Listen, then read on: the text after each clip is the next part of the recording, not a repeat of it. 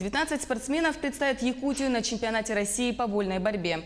Соревнования пройдут в Сочи с 4 по 8 июля. Накануне в Якутске глава республики и президент Федерации вольной борьбы Якутии вручили членам сборной команды экипировку.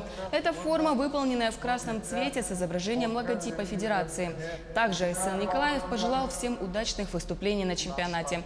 И даже несмотря на то, что в этом олимпийском цикле получить путевки на игры якутянам не удалось, нужно готовиться уже к следующему сезону. Стоит также отметить, в этом году состав команды заметно омолодился. Это борцы 97-го и 98-го годов рождения. Есть и титулованные спортсмены, на которых возлагают большие надежды. В сборной России сейчас трое, да? Это Тютрин, Рассадин и Григорьев. Вот на троих мы рассчитываем.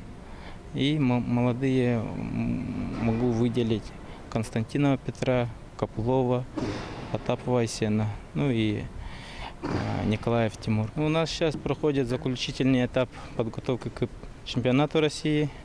Вот у нас будет 25 числа контрольные схватки.